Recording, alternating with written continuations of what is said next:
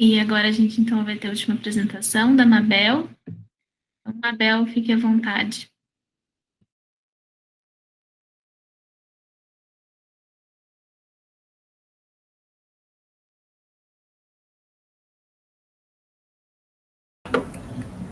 Olá, pessoal.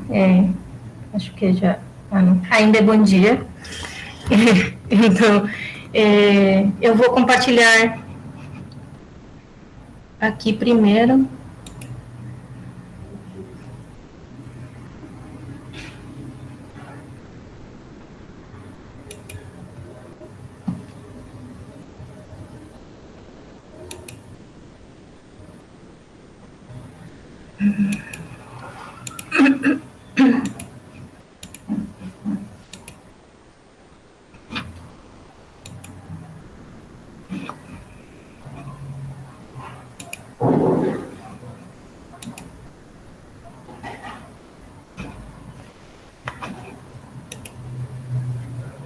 Bom,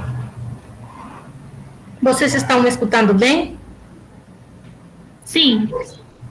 Tá, beleza. Então, hoje eu vou falar para vocês um pouco sobre ecologia de movimento em primatas.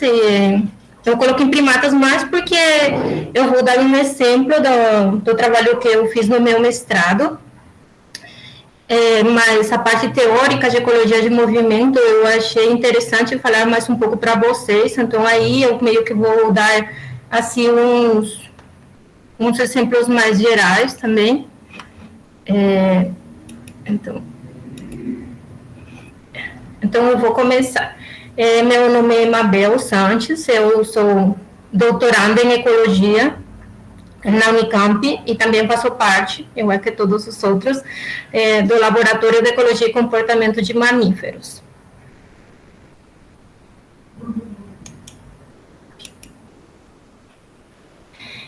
Então, vamos começar falando sobre o que é o movimento dos organismos. Esperem aqui para arrumar isso. Então. A capacidade de movimento é uma característica fundamental dos organismos. E o movimento de um organismo é definido como uma mudança na localização espacial de todo o movimento, de todo o indivíduo no tempo e é impulsionada por processos que atuam em múltiplas escalas, que podem ser espaciais e ou temporais. Aqui, como vemos o desenho que eu fiz, para mostrar um pouco sobre isso, né, que é um animal, um organismo, né, porque aqui é importante falar, aqui é importante falar que a ecologia de movimento estuda vários tipos de organismos, não só animais, também estuda o movimento de sementes, por exemplo, o movimento também de bactérias. Então, aqui eu trouxe um exemplo com um primata, né? E aqui é como ele se vai deslocando no tempo. Esses seriam 3 tempos, por exemplo, A, B e C, até chegar aqui a esse outro lugar, esse outro espaço.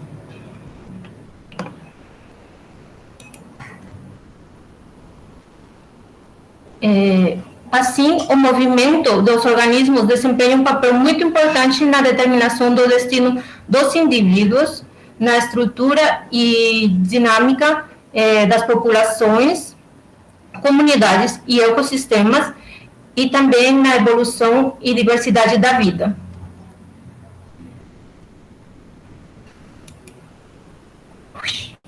Não sei o que está acontecendo com isso aqui. Tá.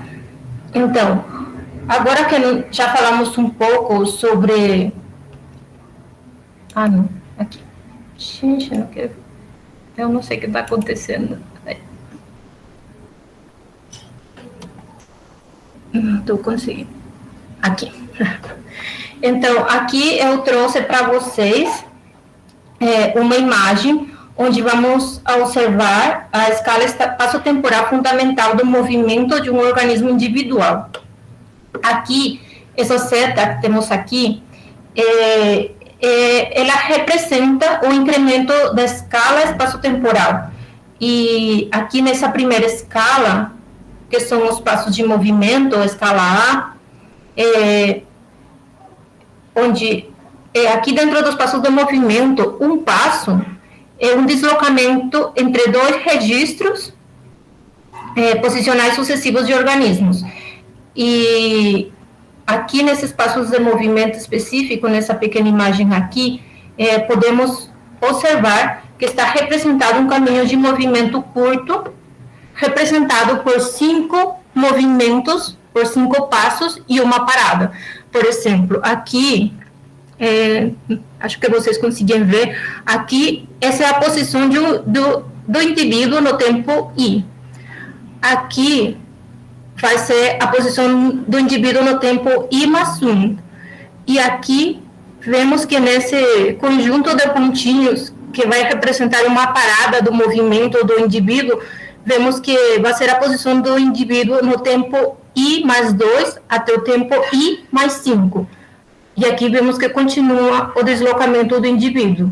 Então, a essa escala pequena é que chamamos passos de movimento. Aqui, a segunda escala são as fases de movimento, que podemos observar aqui. As fases de movimento são uma sequência de passos e paradas associadas ao cumprimento de uma meta específica ou de um conjunto de metas. Aqui, na imagem, estamos observando um caminho mais longo, representado por 3 fases de movimento.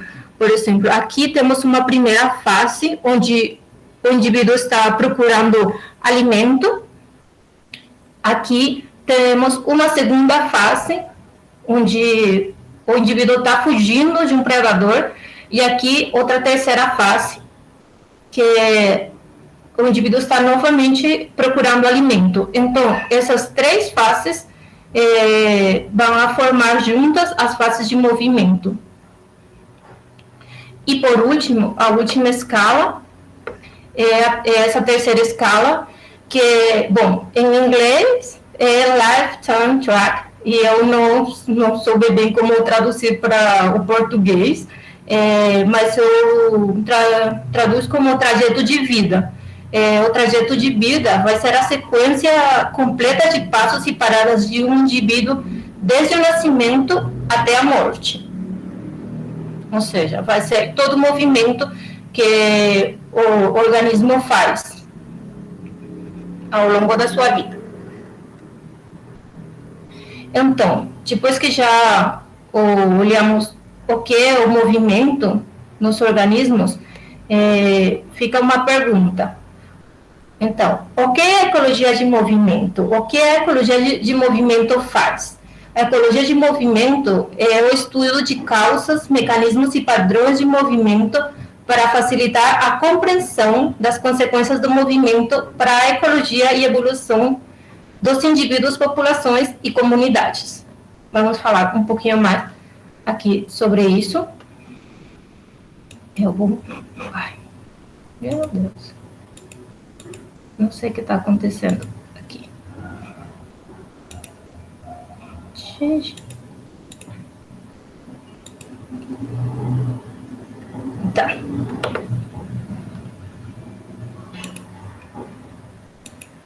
Ele não está mostrando. Aí está. Então, a ecologia de movimento, ela busca responder 4 questões fundamentais, que é: por que o organismo vai se mover? Como é que esse organismo vai se mover? Quando e para onde o organismo vai ir? E quais são as consequências ecológicas e evolutivas desse movimento?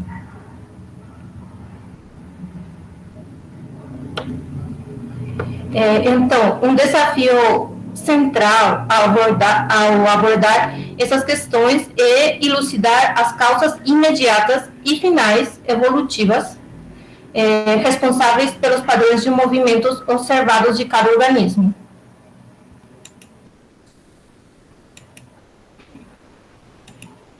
Tá. Não sei o que está acontecendo, que ele não quer mostrar. Ele está saltando duas.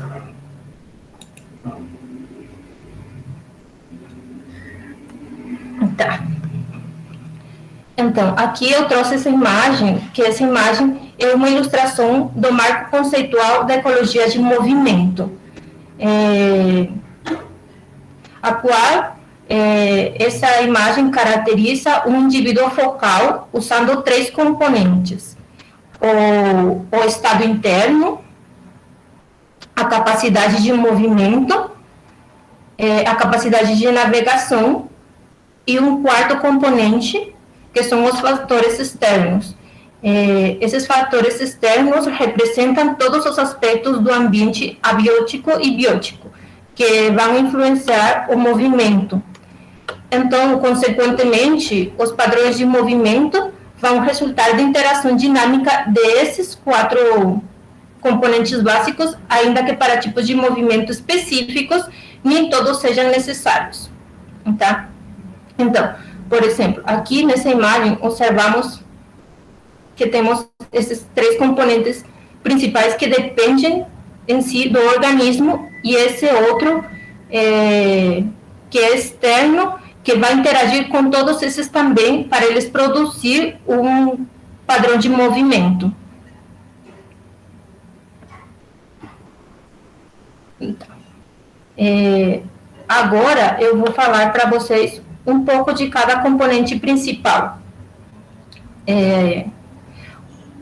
Vou começar com o estado interno. O estado interno é responsável pelo estado fisiológico e, dependendo do contexto, também pelo estado psicológico do indivíduo focal, levando o organismo a cumprir um ou mais objetivos.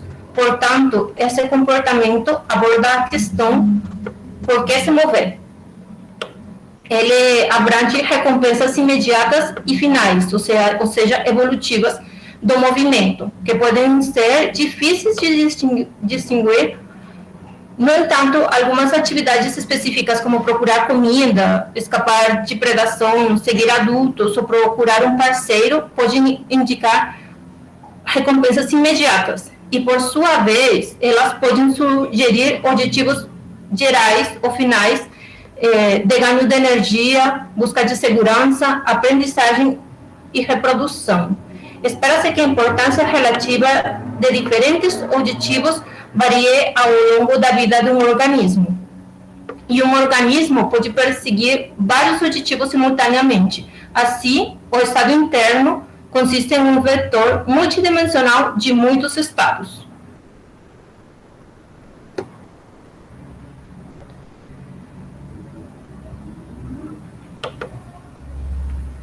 Agora, o segundo componente principal é a capacidade de movimento, que vai responder à pergunta como se mover, e que é responsável pela habilidade do organismo de se mover de várias maneiras ou modos, refletindo sua habilidade de realizar locomoção autopropelida, ou seja, que ele mesmo é quem realiza o movimento, o transporte externamente vetorial, que é quando ele aproveita fluxos do ambiente para ser transportado. Né? Aqui era onde eu falava que a ecologia de movimento, por exemplo, não só estuda animais, né? Senão também estuda, por exemplo, sementes. Então, aí, por exemplo, temos aquelas sementes que têm a capacidade de ser transportadas pelo vento. Esse é um exemplo de transporte externamente vetorial. Então, a capacidade de movimento decorre de propriedades biomecânicas do organismo que permitem, por exemplo, que os pássaros voem, que as gazelas corram, que peixes nadem, que bactérias planem sobre superfícies sólidas e que cocos possam flutuar nas correntes oceânicas. O organismo pode empregar vários modos operacionais, por exemplo, ao longo da sua vida. Por exemplo, alguns macacos andam, pulam e têm locomoção braqueadora.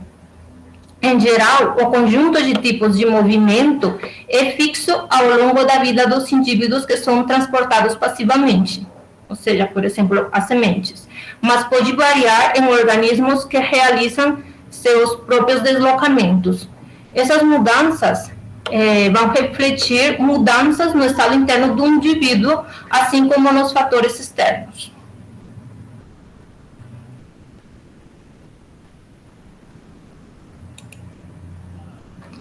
Agora, o seguinte componente principal é a capacidade de navegação. Muitos organismos vão processar e usam informações externas. A capacidade de navegação, que responde à pergunta quando e para onde se mover, é responsável pela capacidade de se orientar no espaço e ou no tempo, selecionando onde, ou seja, a direção ou a posição, e ou também quando, ou seja, o início ou a cessação de ação onde o organismo vai se mover. As metas do movimento são frequentemente associadas a alvos, definidas como onde e quando o indivíduo pode perseguir seu objetivo. Por exemplo, a localização de um determinado item alimentar, de um sítio de dormir ou um companheiro. O objetivo também pode ser se afastar de uma ameaça, como, por exemplo, repelentes químicos ou local de competição, em vez de ir em direção a um atrativo específico. A navegação no espaço e no tempo vai requerer da capacidade de sentir e responder às informações sobre a estrutura e dinâmica espaço-temporal do ambiente, muitas vezes incluindo outros indivíduos. As informações abrangem pistas diretas e indiretas, memória de experiências anteriores e até mesmo memória geneticamente modificada. As informações de navegação podem ser específicas do auditivo e ou do sistema sensorial. Por exemplo, aqui eu vou falar sobre um exemplo de aqueles cisnes voadores. Eles usam pistas para detectar um lago a quilômetros de distância, mas usam, nesse caso, eles usam pistas visuais, mas eles usam pistas táteis para detectar tubérculos na lama a milímetros de distância. Então, essa capacidade de navegação, ela vai mudar dependendo do objetivo que o organismo tem.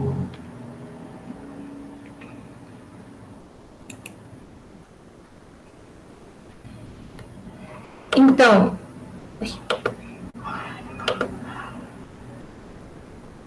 também é importante perceber que as causas e consequências ecológicas e evolutivas do movimento contribuem para a geração de caminhos de movimento. Assim, em vez de focar na resposta de curto prazo do organismo ao seu estado interno atual e ao movimento contemporâneo, pode-se estender a estrutura proposta para abordar questões sobre as causas e consequências do movimento. Questões sobre a história evolutiva do movimento podem ser abordadas, por exemplo, caracterizando o movimento e as capacidades de navegação que se espera que evoluam sob combinações específicas de estados internos e forças externas. As questões sobre as consequências do movimento para a aptidão podem ser abordadas incorporando uma resposta às mudanças antecipadas no estado interno e no ambiente, e considerando os retornos de longo prazo de movimentos específicos.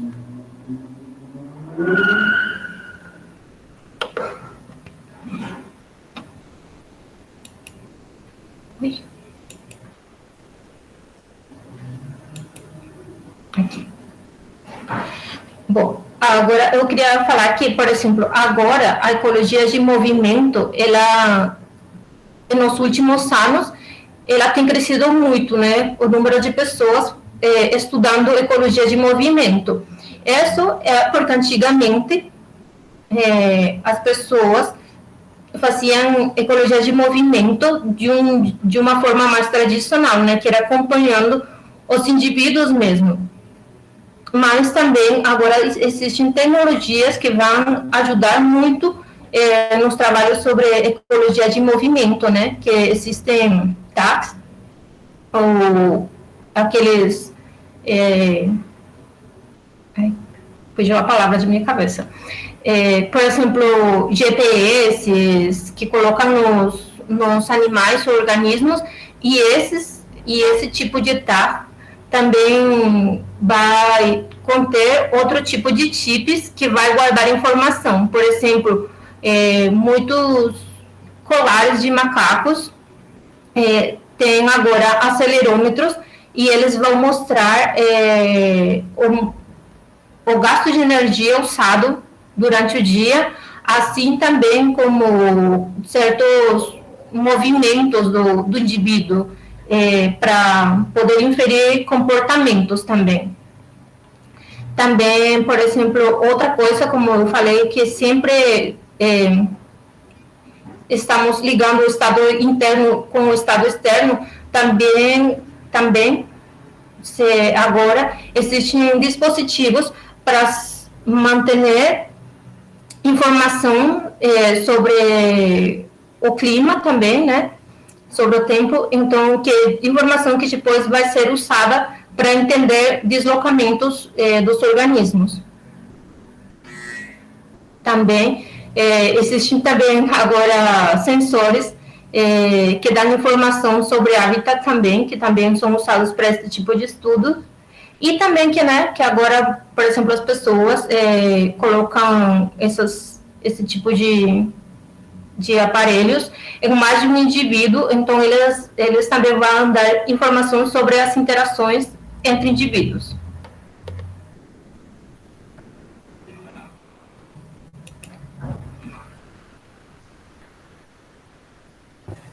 Agora eu vou falar um pouco sobre o meu trabalho que eu fiz no mestrado. O título do meu trabalho foi Fatores Determinantes na Variação Temporal da Área de Vida do Saúde da Serra Escuro, Calitre Saurita, na Mata Atlântica.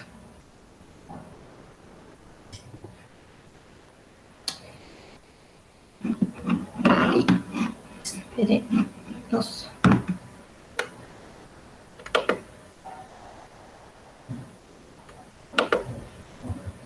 Agora sim foi. A área de vida, o home range em inglês, é um conceito muito usado em ecologia animal e em ecologia comportamental. E ele é baseado no comportamento de uso restrito numa área, também chamado em inglês de site fidelity. Quer dizer que os animais vão usar uma área específica para realizar suas atividades, e como eles já conhecem essa área, eles se mantêm nessas áreas no tempo. Esse conceito também é amplamente aplicado para invertebrados, tanto aves como mamíferos, mas também para alguns invertebrados, alguns artrópodes também têm trabalhos de áreas de vida.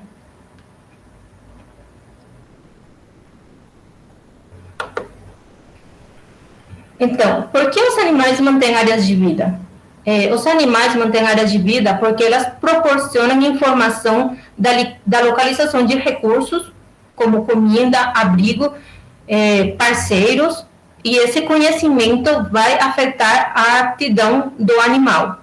Os animais que se estão dispersando, por exemplo, geralmente apresentam maior mortalidade ou menor reprodução do que seus congêneres que ocupam áreas definidas. Por isso, é mais beneficioso para ele manter essas áreas de vida.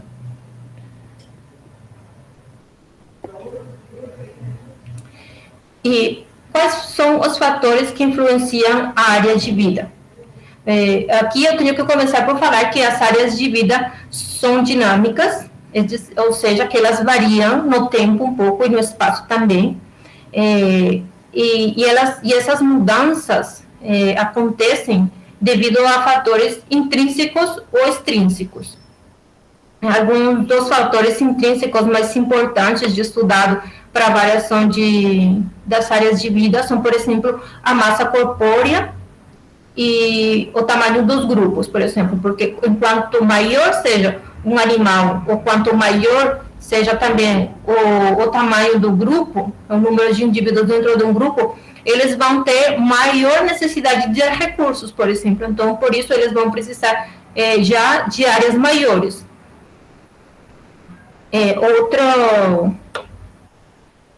Outro fator intrínseco é que...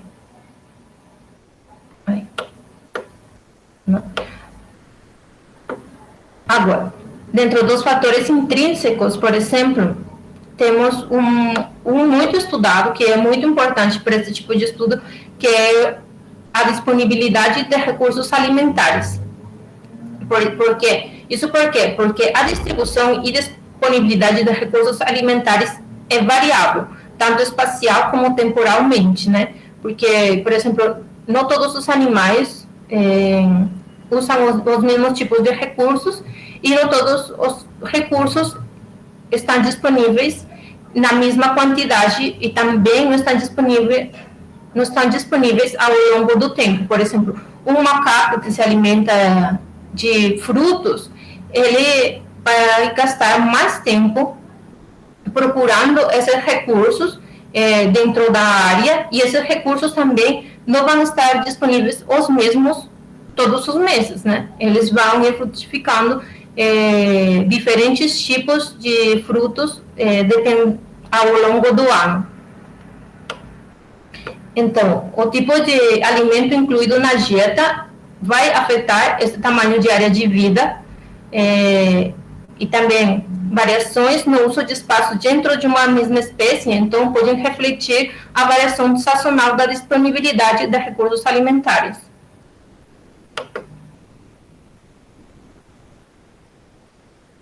Agora, o gênero Calitrix, que é, Calitrix saurita, que foi a espécie que eu trabalhei no mestrado, faz parte desse gênero, é endêmico do Brasil.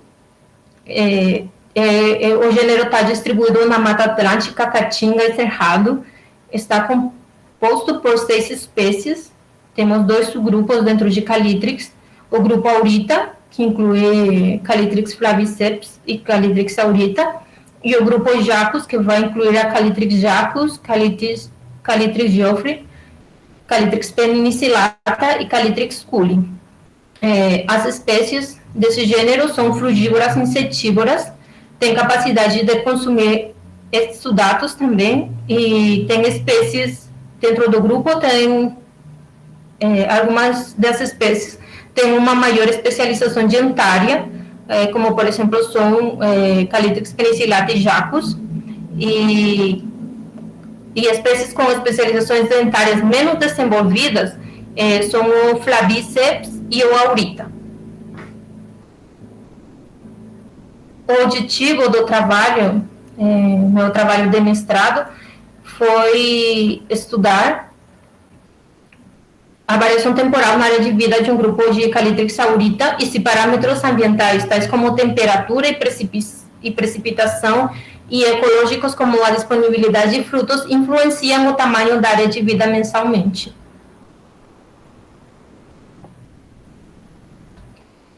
Aqui, eu vou falar um pouco sobre a metodologia que eu usei, né? Eu habituei um grupo de Calitrix saurita, eu usei um método de perseguição intensiva, que foi descrito pela professora Eleonore, e que ele consiste em acompanhar os macacos e tentar ficar o máximo de tempo possível com eles, né? Como o método fala, perseguindo eles, para que eles não fujam, até eles começassem a se acostumar com a nossa presença. A habituação do grupo que eu acompanhei durou 95 dias, que foram distribuídos entre agosto até dezembro de 2016. O grupo que eu estudei estava composto por 14 indivíduos, mas depois tive alguns nascimentos, então aí variou até 17 indivíduos.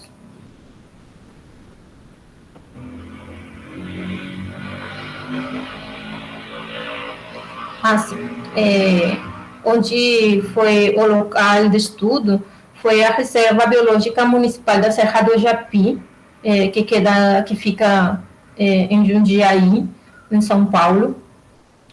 A Serra do Japi a reserva tem uma extensão de 2.071 hectares, mas toda a Serra do Japi, incluindo a parte que não faz parte da reserva, tem 35 mil hectares. O terreno da Serra do Japi é um terreno montanhoso, as altitudes vão variar de entre 700 até 1.300 metros. A área do grupo de estudo estava situada entre 950 e 1.150 metros. A Serra do Japi se caracteriza por ser uma floresta estacional semidescida.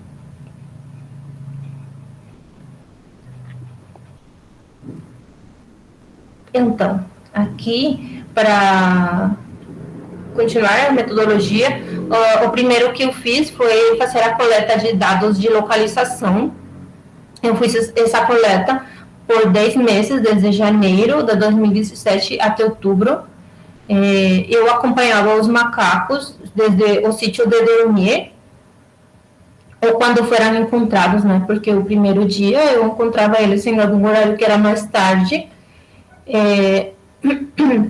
Eu tomava pontos dos macacos, da posição deles. Eu tentava ficar no centro geométrico do grupo, né? Porque eles, como são um grupo grande, eles estão meio esparcidos. Então, eu tentava sempre me posicionar mais ou menos no centro para tomar o ponto de localização, e eu tomava esses pontos a cada 15 minutos. E assim, então, eu deixava eles no final do dia no sítio de dormir também. Aí, no seguinte dia, era mais fácil acompanhar eles desde a saída, desde o início do dia. No total, eu acompanhei ele por 50 dias completos e 21 dias incompletos.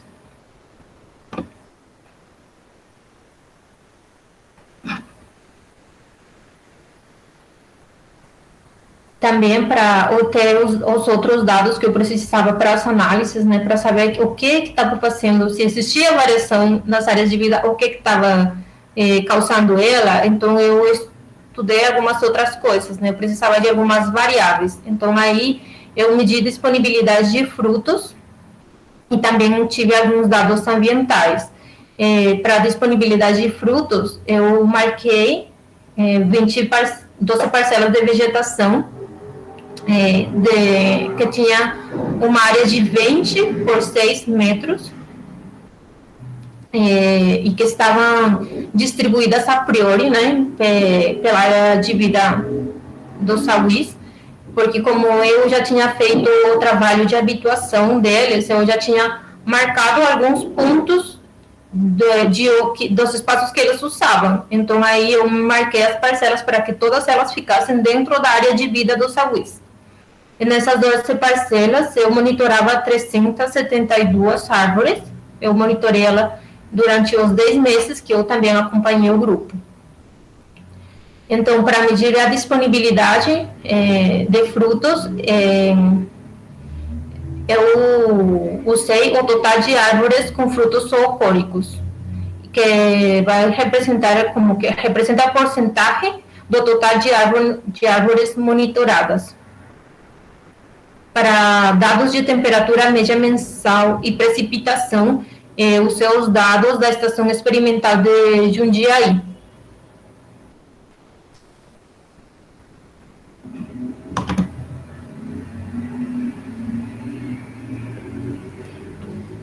Bom, agora para a análise das áreas de vida, já que é o método que eu usei 2 métodos, que são o método do mínimo polígono convexo, a 100 e 95%, onde vamos ter imagens assim como essa que temos aqui, que é o método polígono convexo.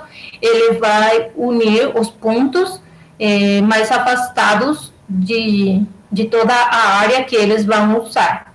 Então, aqui eu fiz ao 100% e também fiz ao 95%, que é o que recomenda normalmente, para assim você poder eliminar os pontos mais extremos, que às vezes foram pontos que eles usaram para fazer alguma visita, ou, sabe, que eles às vezes saem da área de vida deles para conhecer novos lugares. Então, para evitar isso, é recomendado também usar o MPC ao 95%. Também, outro método que usei foi o estimador de densidade de kernel fixo ao 95%, 90% e 50%. Aqui, eu usei aqui aos 50% também, porque esse tipo de porcentagem em muitos estudos representa as áreas centrais de uso, que vai, por exemplo, aqui, nesse MPC, essa parte daqui representaria os 50%, que é a área mais usada pelo grupo.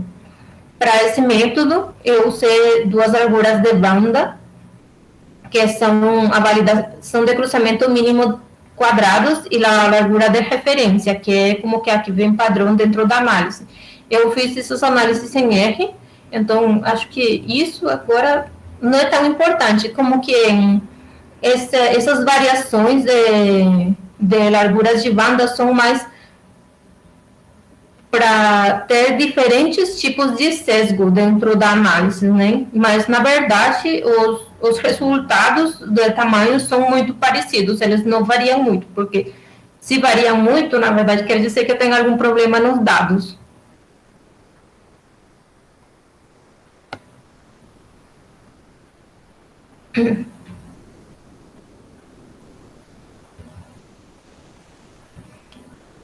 Então, aqui, para a influência de parâmetros ambientais e ecológicos nas áreas de vida, né? Eu falei que eu tinha usado umas variáveis, que eu tinha tomado dados, né? Então, eu usei como variáveis preditoras a precipitação total mensal, a temperatura média mensal e a disponibilidade de frutos. E, para minha análise, então, minhas variáveis dependentes seriam meus dados de áreas de vida de kernel aos 50% e 95%. Aí, para relacionar essas variáveis, eu usei um modelo linear generalizado da família Gaussian.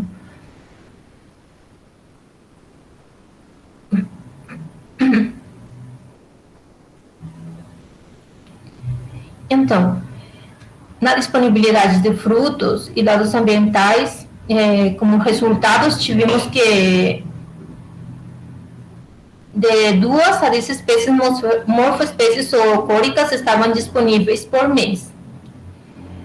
Ou seja, de 0,8 a 7,79 do total de árvores monitoradas. Essa foi a variação mensal, que aqui podemos observar que ia variando dependendo dos meses, sendo que o mês com maior disponibilidade de frutos, na época que eu monitorei ele, foi outubro, e ainda que parece estranho, fevereiro foi como que o mês com o mais baixo, né? Também temos que ver que aqui tem coisas como que ver com onde estavam as parcelas, que as parcelas não cobrem o total da área de vida, né? Que é só uma representação. Mas também outra coisa importante para falar é que, por exemplo, aqui a floração no Japi, nesse ano começou cedo, né? E, por exemplo, em setembro já tínhamos muitos frutos disponíveis. A temperatura média, os dados de temperatura média, a mais alta foi em fevereiro e a mais baixa foi em julho. E o mês mais chuvoso foi janeiro e o mais seco foi julho.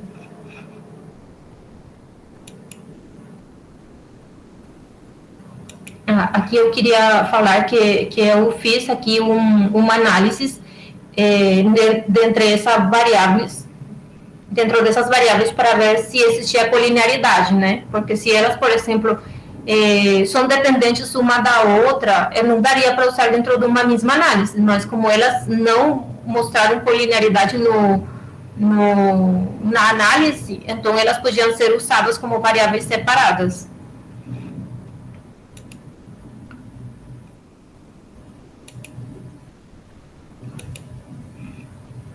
Meu Deus. Então, aqui eu tenho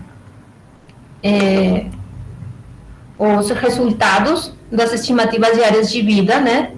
Aqui podemos ver, por exemplo, que sim, que elas vão variar, que elas, como eu tinha falado, elas não são estáveis, elas variam, e sendo que, por exemplo, os maiores tamanhos de área de vida, usando, por exemplo, o kernel, né?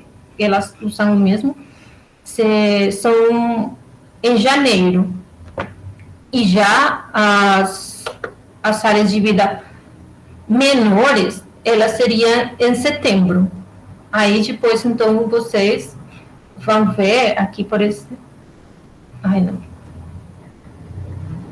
Eu só queria mostrar, por exemplo, aqui, que esse é o tipo de gráfico que a gente obtém nesse tipo de análise, né? Aqui, por exemplo, ela mostra nessas áreas verdes as áreas que são mais usadas. Aqui é o total. E aqui já seria ao 95%. Ela varia, né? Como eu falei, dependendo do tipo de banda que eu uso dentro da análise, mas se você olha, na verdade, eles são muito parecidos, né? Porque eles mostram as mesmas áreas sendo mais usadas, e a forma também da área é muito parecida também. E aqui, isso é com o mínimo polígono.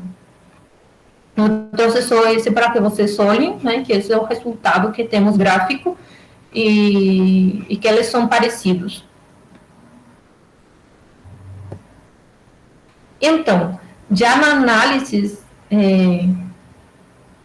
sobre a influência de parâmetros ambientais e ecológicos na área de vida, esse é o resumo dos resultados do modelo linear generalizado para a área de vida ao 95%. Aqui podemos observar que a temperatura média e a precipitação, elas vão influenciar positivamente a área de vida. Já a disponibilidade de frutos, ela também vai influenciar mais negativamente o tamanho das áreas de vida. E podemos observar que para o modelo linear generalizado para a área de vida aos 50%, ele vai seguir o mesmo padrão, né? Onde também a temperatura média e a precipitação mensal acumulada também vai influenciar positivamente o tamanho das áreas de vida, e já a disponibilidade de frutos, ela também influencia, mas de uma forma negativa. Então, podemos concluir que a temperatura média mensual e a precipitação mensal acumulada são importantes variáveis explicativas nos modelos mensais da área de vida para nossas duas escalas espaciais, tanto 50% como 95%. Então, condições mais quentes foram associadas às áreas de vida mensais maiores. Em condições mais frias, o tamanho das áreas de vida foi sempre menor. Isso pode ser porque, por exemplo, temperaturas mais frias, especialmente no início do dia, podem modificar o comportamento de primatas, né, que eles acordam mais tarde, ou também outra variável que a gente não pesquisou pode ser a duração do dia, né, porque aqui, especialmente em São Paulo, nos meses que são mais frios, eles também são os meses que o dia é mais curto. Então, isso também vai influenciar, porque eles vão ter menos tempo para se locomover, né? E eles só se vão a mover, se vão a deslocar só nos horários que tem luz, né? Então, isso também poderia ser uma razão importante. O fato também, por exemplo, da disponibilidade de frutos, ter essa relação negativa com o tamanho de vida mensal, pode ser, a gente discutiu muito sobre isso, né? Mas, por exemplo, se tem muito recurso, né, que está muito perto, quando tem maior disponibilidade de frutos, então eles vão precisar se deslocar menos, né? Porque os frutos vão estar disponíveis em áreas muito mais perto. Mas também é importante uma coisa a mais tomar em conta que, por exemplo, levar em conta, que é que, por exemplo, os saguis também se alimentam muito de invertebrados, especialmente formigas. Então, eles forrageiam muito. Então, quando não tem muita disponibilidade de recursos, eles forrageiam por formigas e eles se movimentam muito. Eles até descem no chão e andam para procurar esse tipo de alimento. Então, pode também resultar em que tenham também nessas épocas umas áreas de vida maiores.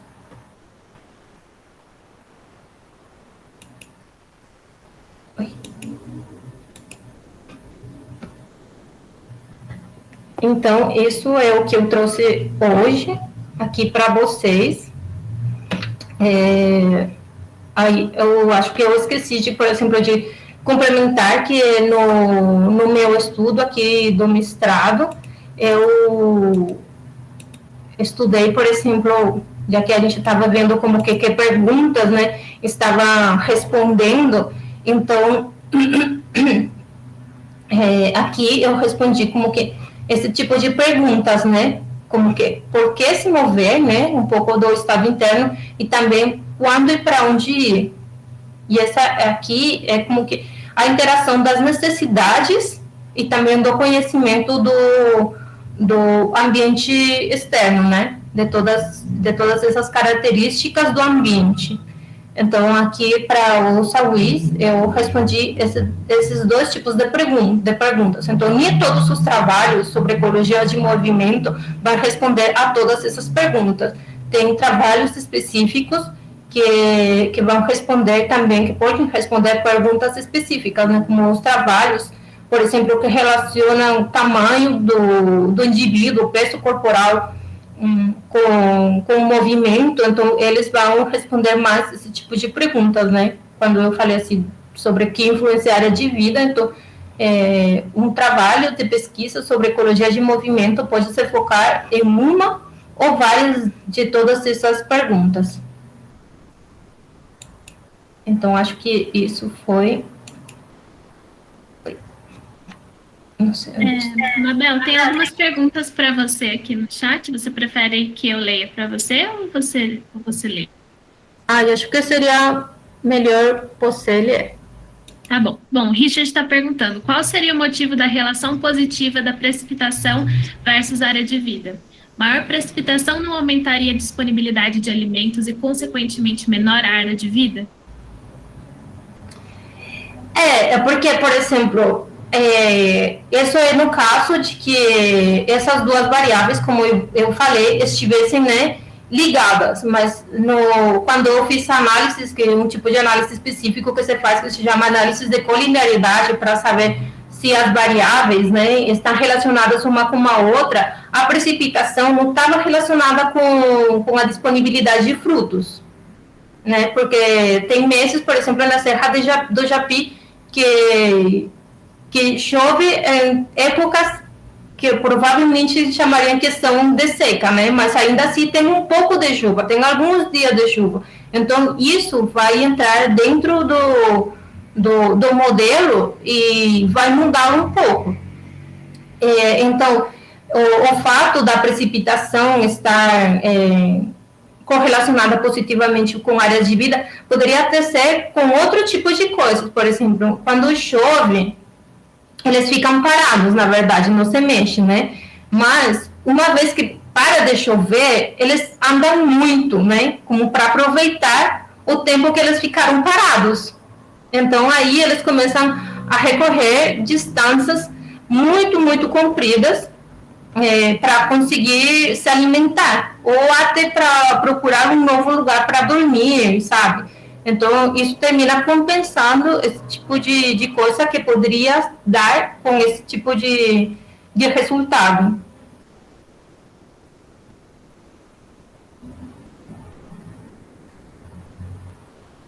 Não sei se ficou claro. Acho que ele entendeu. A próxima pergunta da Maria Fernanda Ela está falando aqui, Mabel, eu moro em Cabreúva, ao lado do Jundiaí. Também é uma cidade tomada pela Serra do Japi. Sempre ao fim de tarde e começo da noite, eu vejo nos fios do poste dois primatas. Nunca consegui identificar qual espécie é, mas sempre está em dupla. Você falou sobre os horários que eles costumam sair, normalmente na luz do dia. Mas sempre que os vejo, já está escurecendo. Será que é por conta da movimentação, etc? Então, eu não sei se, porque, por exemplo, se você os vê quando já está escurecendo, pode ser que eles estejam se locomovendo já justo para achar a árvore onde eles dormem.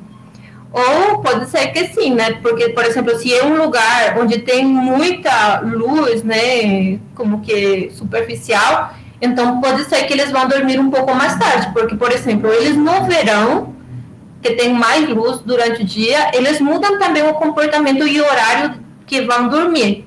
Então, sim, por exemplo, se poderiam ser essas duas opções, né? Que eles têm como que já indo justo, porque se está para escurecer, se é quando já está escuro, pode ser que eles estejam aproveitando a luz, né? Que a luz entra muito dentro das árvores que eles dormem, então eles só estão aproveitando uns momentos mais de luz, que é o que acontece com os macacos assim dentro da mata no verão, por exemplo. E que tem muitos estudos também de animais, de pássaros, por exemplo, que mudam esses comportamentos justamente porque tem aquela luz superficial. Então eles estão achando que ainda é de dia.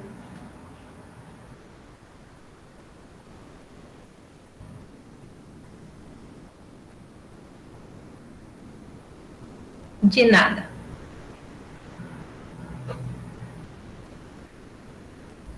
Eu vou.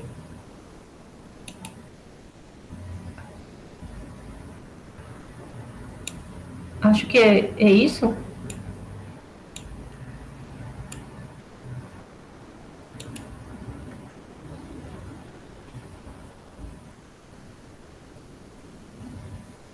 Tá, pessoal, eu vou escrever aqui meu e-mail, porque eu esqueci de colocar na minha apresentação.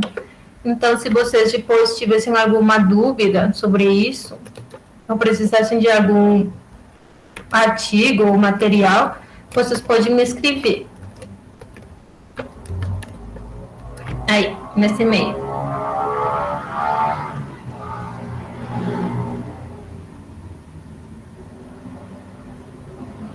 Legal, Mabel, muito obrigada. E aí, se vocês quiserem também lembrarem de alguma pergunta nova, é só trazer amanhã que a gente responde, sem nenhum problema. Pois é. E agradecer a presença de todos hoje, né? E foi uma manhã bastante longa e carregada, e eu espero, então, rever vocês amanhã, né? Amanhã cedo, para a nossa última sessão de minicurso.